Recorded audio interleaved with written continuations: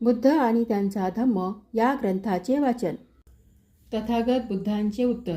महाराजांच्या वात्सल्यभावाशी तथागत सुपरिचित आहेत आणि आता त्यांनी जे विशेषत्वाने ममत्व दर्शिले त्या बाबतीत देखील तथागत जाणतात.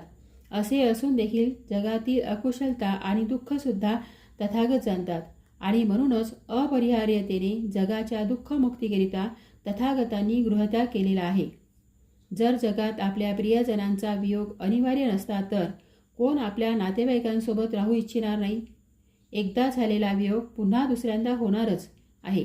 याचकरिता तथागत आपल्या प्रिय राजा शुद्धोधनांना सोडून जात आहे आणि महाराज हे तथागतांमुळे दुःखी आहेत या विचारांशी तथागत सहमत नाही.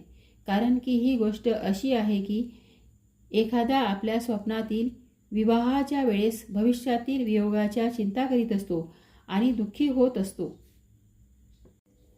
याकरिता आपला निश्चय दृढ असला पाहिजे.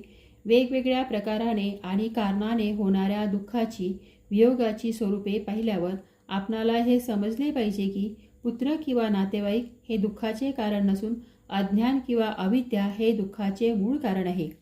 वाटेत भेटलेल्या वाटसरूप्रमाणे प्रत्येक प्राणीमात्राचा वियोग हा अनिवार्य आहे आणि हा वियोग अपरिहार्य आहे. तर कोणता सुज्ञ मनुष्य नातेवाईकाच्या ताटातुटीमुळे दुःखी होईल? आपल्या नातेवाईकांना अन्य जगात सोडून मनुष्य येथेही त्यांना सोडून जातो आणि येथेही त्यास हिरावून घेतल्यामुळे तो पुन्हा एकदा परत तिथून पुढे जातो. तिथूनही पुढे जाऊन तो अन्यत्र जात असतो.